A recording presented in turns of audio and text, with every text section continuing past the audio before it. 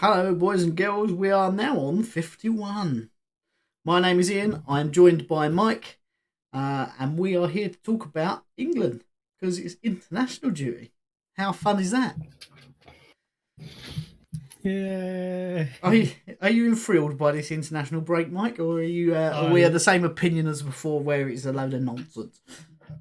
I think I'm less enthusiastic about this international break than I was the last international break, and I wasn't really enthusiastic about the last international break, No, no. if I'm being honest. It's quite difficult, isn't it? It's because all three of these games are World Cup qualifiers, so there is something to play for. But in the same breath, it's still the same old boring thing, isn't it? Yep. Like we played San Marino, who we beat 5-0.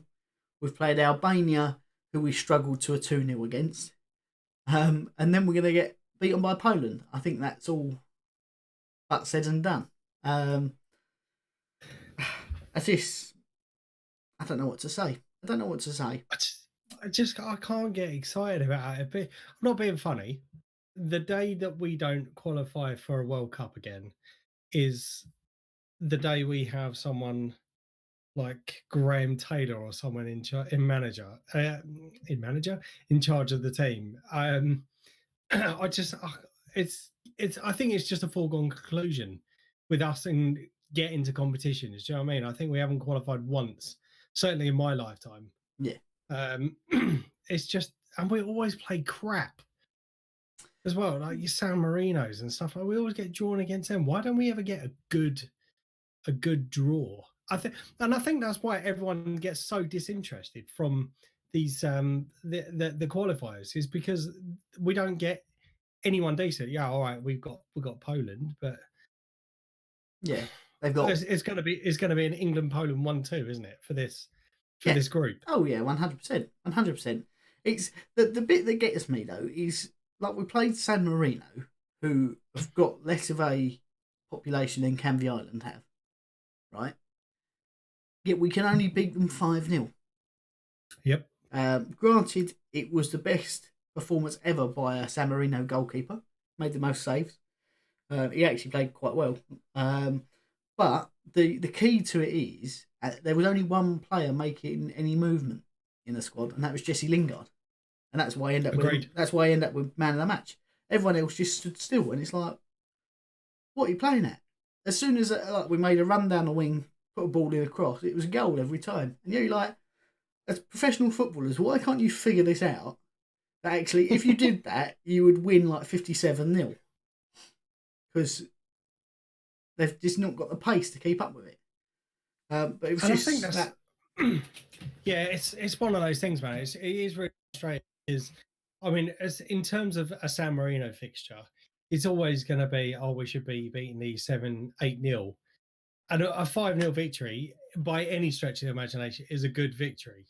But when you look at the caliber of the fixture, no one's going to be interested in it anyway, unless you're a proper diehard football fan. I mean, I know we've watched it, but any Joe Public, there's a lot of people that would rather watch Australian Love Island than watch England versus San Marino. Do you know what I mean? It's just 100%. It's not a lip smacking fixture. No. And people are complaining that we should have got more. I personally think we should have done. I know I'm only looking at from the caliber of player. When you look at everyone in that England squad plays in the Premier League. Some are Champions League players. Some have played in World Cups. The highest position a San Marino plays in, the highest position, the best league that a San Marino player plays in, was the third German league.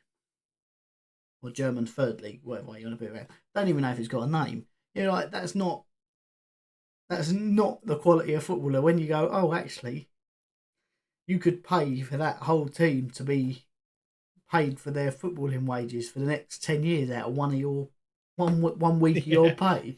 You should be winning more than 5-0. There was, say, some good parts about it, though. Jesse Lingard made his return, put in the same hard-working performance, tried to make movement, couldn't get past the goalkeeper. Had two good chances, both good saves. Did get an assist. Ollie Watkins, come on, debut goal for him, which was good. Actually think he deserves to start more than someone else who will come on to in the next game. But other than that, it was a pretty decent performance. I mean, Nick Pope was in goal. Has made 6 appearances now, and is the only goalkeeper to go his first 6 appearances without conceding a goal. And I don't know whether that is because of the quality of the opposition or whether that is because he's played really well. Because when passes were passed to his feet, he looked a bit uneasy with trying to clear it out and almost gave it away a few times. So hard to say whether he's doing well or whether he's just been put in the easy games. We know he's a quality keeper. And then we moved on to Albania. So it's the last game we play outside the UK until at least the quarterfinals of the Euros. Which, I don't know. I mean, that was a stat they kept saying about. I don't know if that's a good thing or a bad thing. I'd hope it was a good thing, but I don't think there's going to be any fans in the stadium, so it shouldn't make a difference anyway. Yeah. But yeah, the one thing I did notice though about international duty is all the players had to learn the national anthem, because usually they just mouth it, don't they? You can't hear them singing. There was no fans, so they had to learn the words and sing it. And what I would say is, don't give up your footballing jobs, because you're definitely not going to make it as singers. 100%. I mean that in the most horrible way possible. It made me want to be sick. If I'm honest. Just saying. Is it like one good, one bad, but without your intro? Yeah, sort of. If anything, that's slanderous. I do apologise. If anything, though, I've just shattered the illusion of our viewers. No. If anything, though, the one good, one bad is actually better than their attempts at singing the national anthem. It's more in tune. Wow. So it was bad. But Harry Kane in that game scored his first goal since November 2019. When they were for England, and when they were saying that, I was like, if he hasn't scored and he's the main striker, why is he still in the squad? Over a year without a goal, you shouldn't be getting called up still. I don't care. Yep. Not exactly tearing up the league anymore, are they? He scored loads of goals to start off with, but club form, bit of hit and miss, really. And then he was lucky to stay on the pitch, in my opinion. Went threw himself at a ball. Went in with 2 feet, took out 2 players, and the ref gave him a booking and a telling off. But I think it should have been a red. And I think if VAR was a part of international football, then it probably would have been.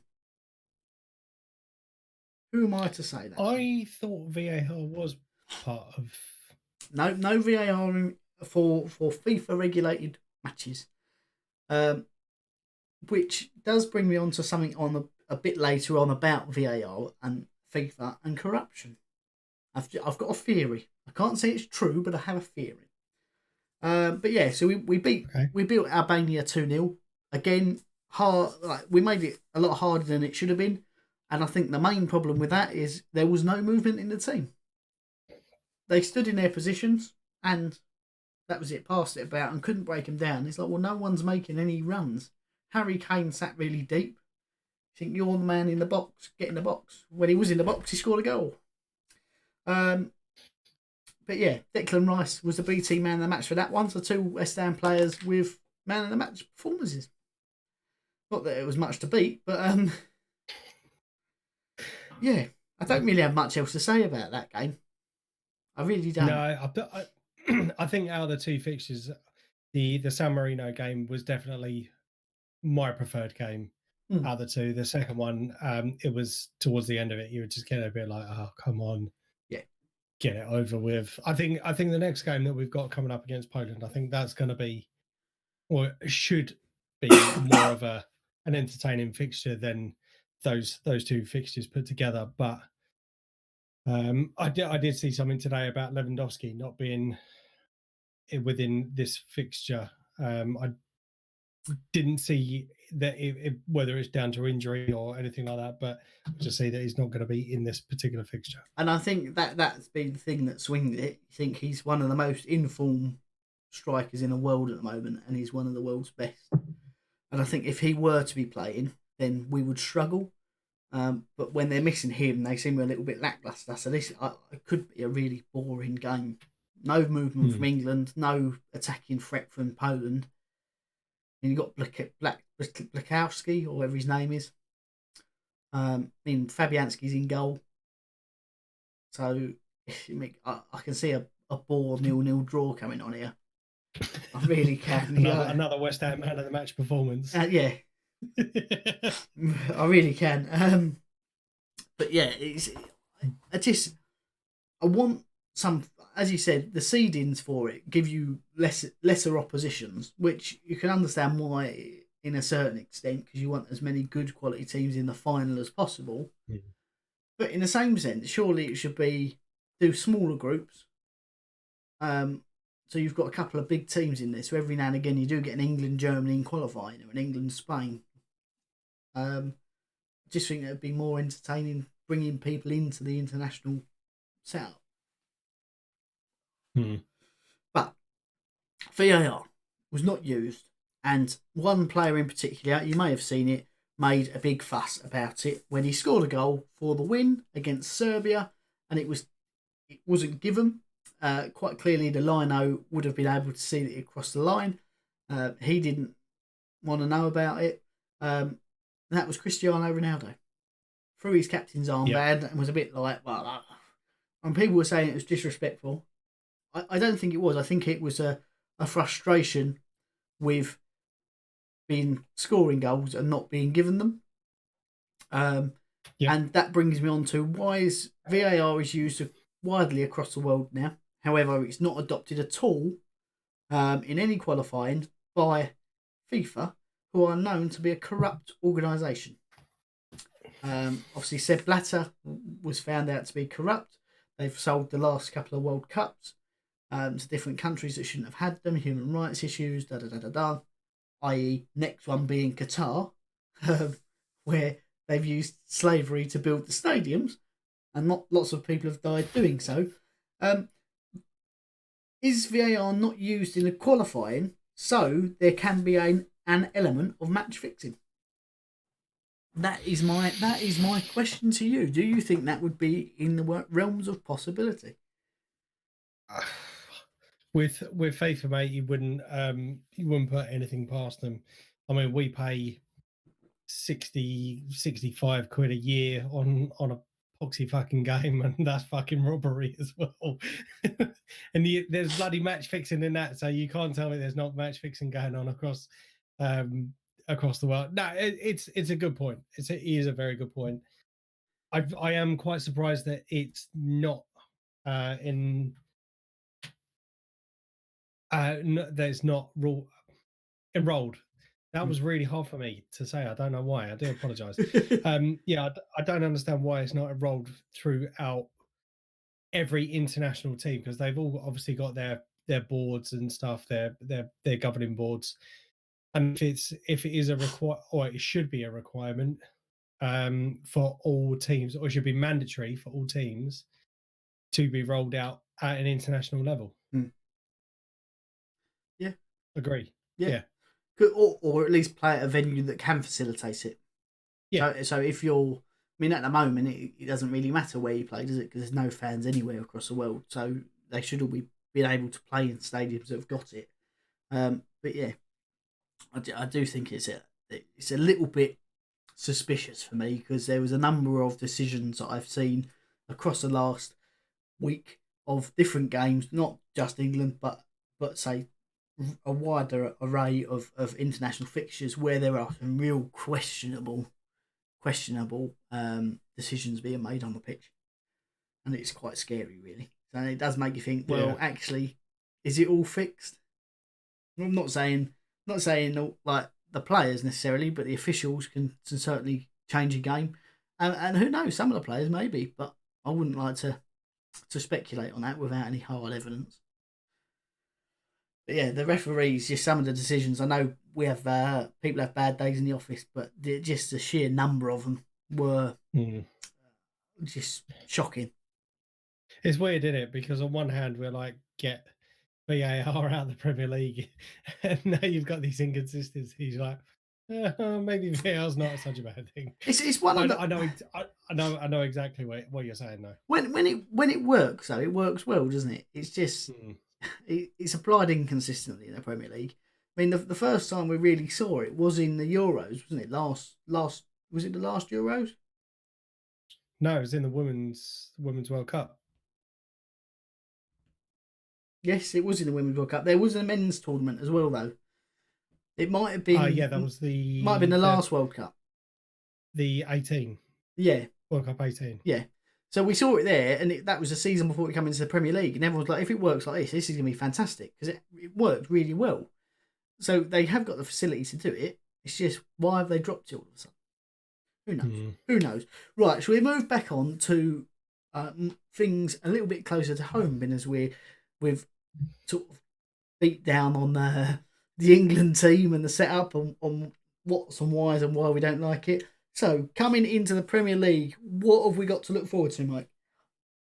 On Saturday, we have Arsenal versus Liverpool. Yes. So the Premier League is back. We're on at 8 o'clock, I believe, in the evening. Very much looking forward to this fixture. This is a bit of rivalry between me and a certain previous colleague of this channel. Yep.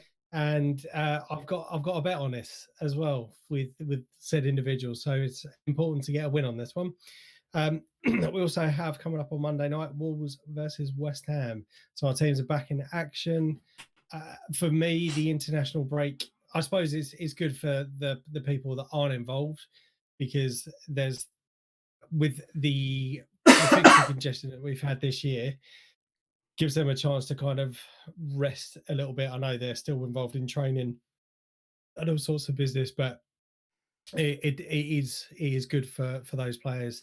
And I think that we may see some squad rotation in terms of players that have been out on international duty.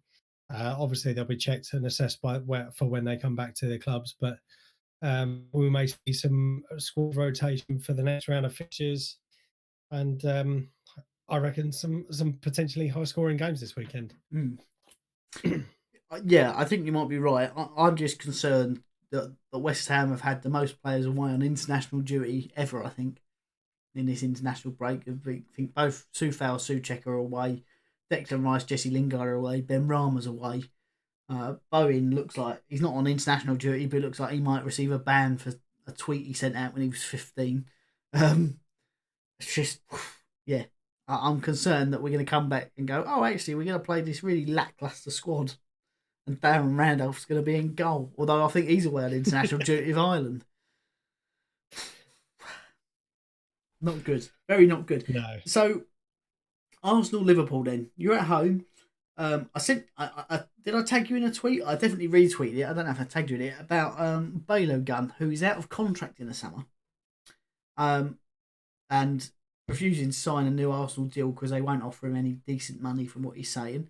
But absolutely destroying Pablo Mari off the ball and running with it. Why is he not in with a shout at the first team when you're looking for someone to lead from the front with a very lackluster Aubameyang the last couple of weeks? How's he not in with a shout?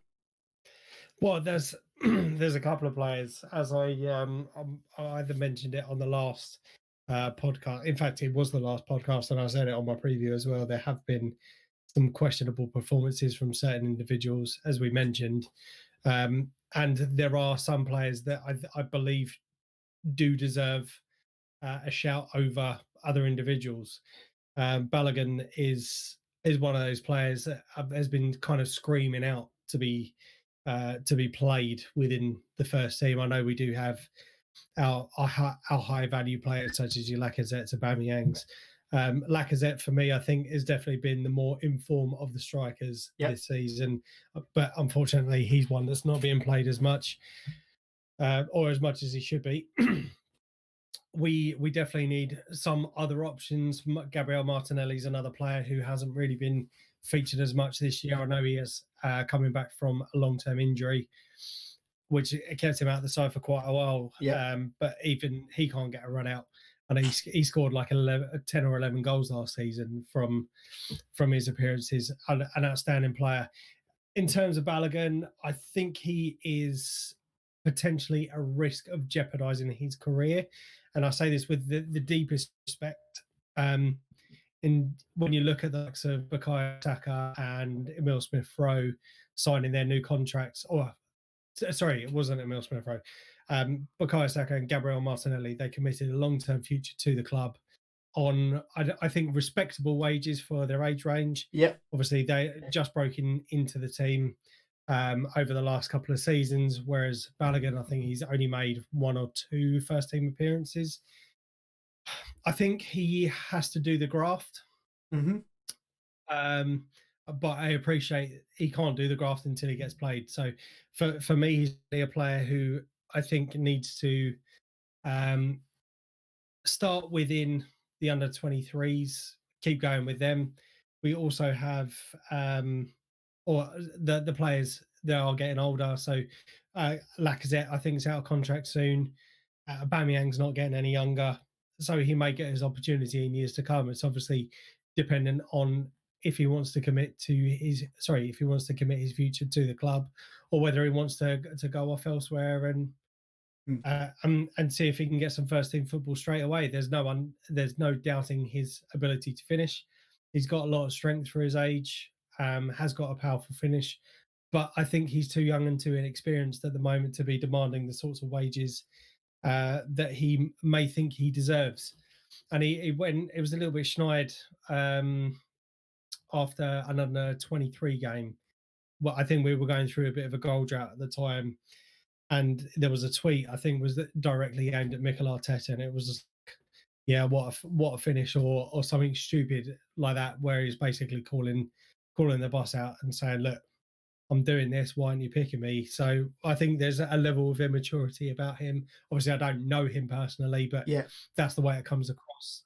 But for me, he's got to do the graft, and if he continues to work at it, he'll get his opportunity. Do you think it may be worth taking a punt on him for the next couple of weeks? And the way I would pitch this to you is he's out of contract in the summer, so he looks like he doesn't want to sign a new contract unless it's for big money.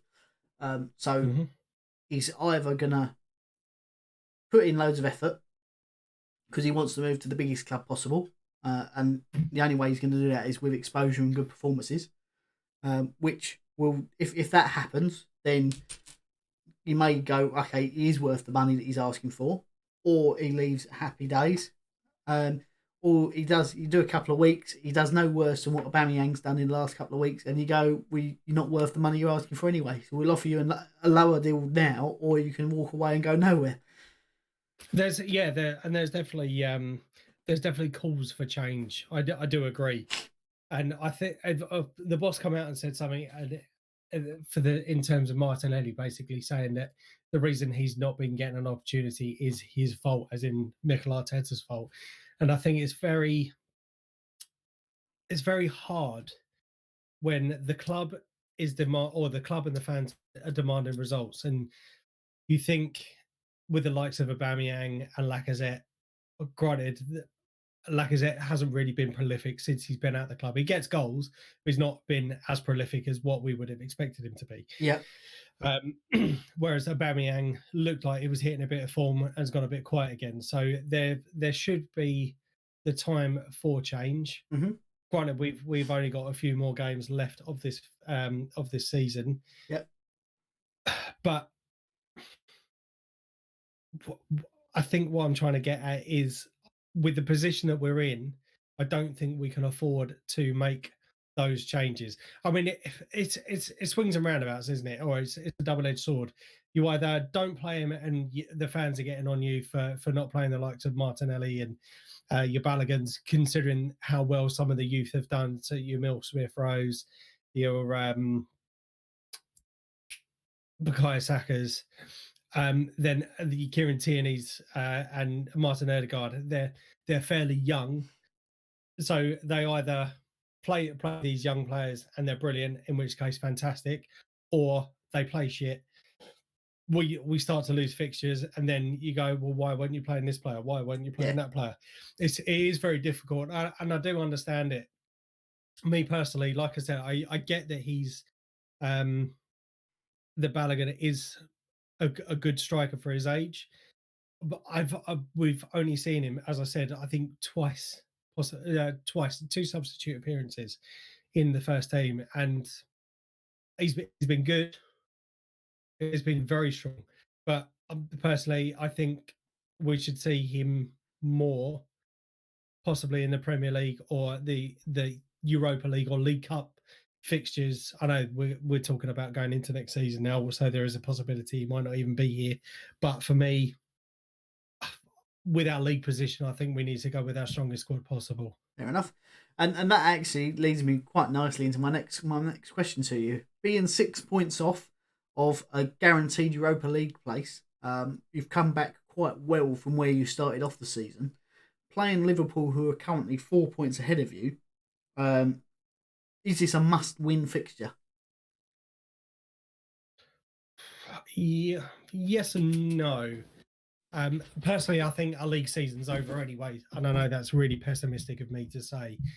Um, I genuinely don't think that we're going to get any European football next year unless it's through winning either the Europa League or winning the Europa League. That's Yeah, that's the only way that we're going to get into Europe next year, in my personal opinion. fair enough. Some of the teams that are above us, I think, are better than us as it stands. We are going through a transition period. It's a must-win game in terms of we need to finish as high as possible, and if we get European football, then fantastic. But I think with the way the season's gone, Liverpool, I would say, are marginal favourites, even if we are playing at home. And given that their current form is pretty hit and miss, Mm-hmm. I would still put them as favourites this particular fixture. But um, for me, it's a must-win game in terms of trying to get as many points as possible. But at the end of the day, I don't think that the top 6 or 7 will change much between now and the end of the season, if I'm being honest. Yeah, no, that's fair. So that being said, what is your prediction for this fixture? Um, I have gone fairly conservative on this one. As I said, I know we are having, or we've had quite a few people out on international duty as well. I've gone for a 2-2 draw. I think we will get goals, but we have seen over the last few weeks that we are prone to concede goals. We haven't kept a clean sheet in 11 games now. I will see us conceding. I think Liverpool have got a point to prove as well, considering how poorly they've played. I think both teams will go at it, but I think it's going to be a draw, 2-2. Well, funny you said that is because 2-2 is the result I had in my head as well. And I do think it depends on if you go at Liverpool Yep. or not. If you start like you did against us, then I think they will tear away with it in the first 10 minutes and you won't be able to catch up.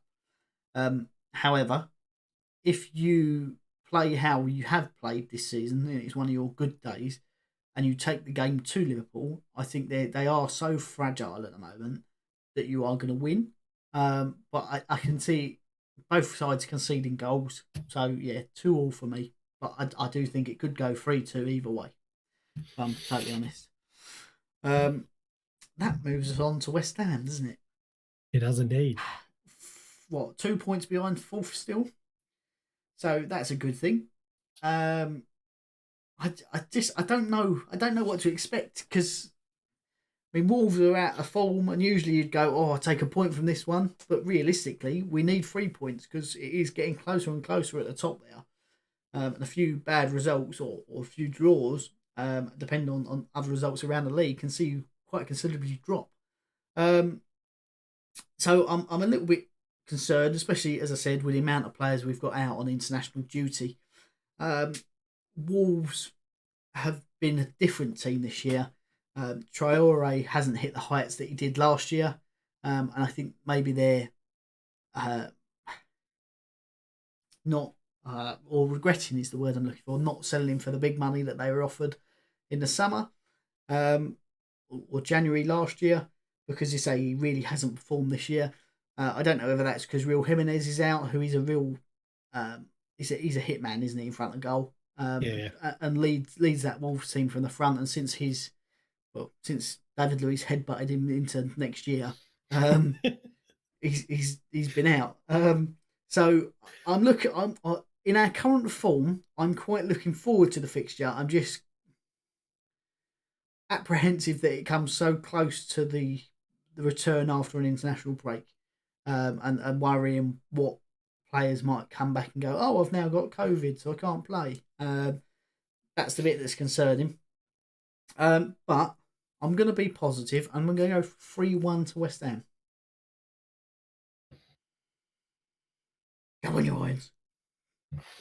I'm a little bit nervous. 3-1, yeah. A little bit nervous, yeah. But 3-1, I think, is something we can do. Just for the purposes of this conversation, you hit the same. That was already written down. Yeah. Oh my lord! Are we away as well? So, we're away. Yes, so we're not. It makes any difference. No. In just for the purposes then of making things a little bit spicy, I will change my score just because obviously we need to get some points on the board. So I will go for a 2-1 win to West Ham on that one. I still think that you will win. Obviously, as you said, Wolves have had a pretty hit and miss season this year. There are some significant injuries, as you've just mentioned, so there's not really much more to say. Yeah. So I think just for spicing it up a bit in terms of the correct score, I will go for 2-1. And it's quite odd, isn't it? Because we both come up with the same score lines and a similar view on it. Considering we don't discuss these beforehand and go, this is what I think might happen. We just go straight into it, and it's just the unknown, I suppose. But we still come out with the same results. Have we got anything else to add this week in terms of what's gone on in football? I actually don't. I think it's a difficult time with the international breaks, as we have always seemed to struggle with trying to keep content going and trying to keep up with everything that's going on. And there's a lot of fixtures going on during this time. It's very difficult to keep up with everything. However, to be honest, we've got one more game, and we're against Poland. I'm sure things will get more exciting during the summer once the Euros kick off. Yeah. But as it stands at the moment, international breaks suck.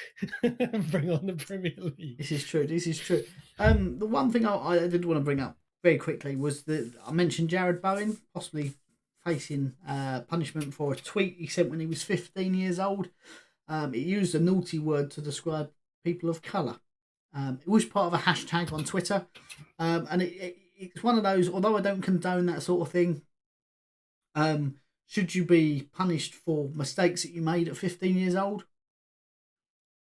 in your current job? I'm sure if lots of people, their employers found out about things they got up to when they were 15 and things they said and did, they would probably be in quite a bit of trouble. So it's one of those. As much as I don't condone it, I feel like you've got to give people the opportunities to learn and grow, which he has done, because it's not something he's done recently, and it's not something he's done again. But with the current climate of council culture, I feel like it's going to be the FA are going to be pressurised into giving him some sort of big ban. But Cavani didn't get something, did he? I think he got a slap on the wrist and a telling off. His one, so hopefully it's in the same line of inquiry as to naughty, go on this course, don't do it again. Just to kind of elaborate on that, it is obviously something that we are quite passionate about in terms of kicking it out and stuff like that. It's something we have mentioned about on previous episodes, and we do fully support that. But I think I say the word, but not that again that I'm condoning that. But it's very difficult for, I think, a player to be retrospectively punished for something that, as you mentioned, you did. You can't go back and tell yourself, "Oh, don't do that," because it's just impossible. Yeah, well, it's one of those things. It wasn't used in a sentence. It was used in a hashtag at the end of a post.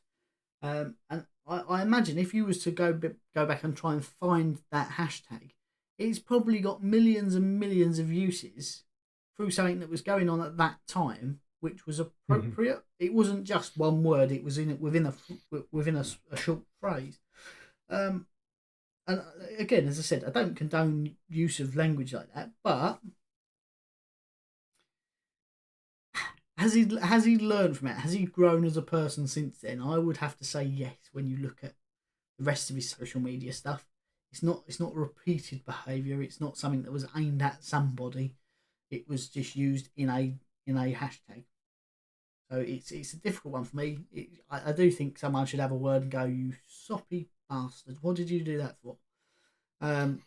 But like, does he really deserve to have like a 5-game ban? Some people have said, "Oh, he should be banned for the rest of the season," and he hasn't done an Eric Cantona and kicked someone, has he? Like in the crowd, it's where on that does it go? Well, he was 15, so if you look at it in line with actual criminal offences, I don't think he can be charged for it. Or if he would, he'd be charged as a child, which would be a slap on the wrist. Don't do it again. But I'm sure FIFA will come forward with some unjust and unquantified punishment that they've just made up because that's what sounds right for this one. Again, it just goes back to the whole consistency thing. Obviously, we don't know what the judgment's going to be as it stands at the moment. I suppose it would be something down to the football governing board to kind of take into consideration, obviously, his age. But yes, just one of those ones that we have to wait and see. Yeah. I would assume that for any professional footballer now, they do have teams that deal with that sort of thing, in terms of social media teams and all that sort of stuff. And that does actually bring me on to something that I did want to mention, but completely forgot about when Spurs got eliminated from Europa League. Job done. That's it. That absolutely made me die. I was so happy reading it. Classic Joe Hart. Apology. Yeah. Well done, Salmon. Yeah. As I say, that's probably the best part of his career, wasn't it? That and give me the ball. I guess he assumed that they were going through even with that result. Naughty. Banana skin. Right. I got sacked. Right. Let's leave it there. We will have some match previews in the next few days, I hope. Obviously with the upcoming games. So keep your eyes out for that. Make sure you have liked this video and are subscribed on YouTube. Thank you for listening. My name has been Ian. I've been Mike. We are FDTTV. FDT-TV. I will get it right one day, all the way through an episode. And we will see you next week. Nice one. Thanks very much, guys.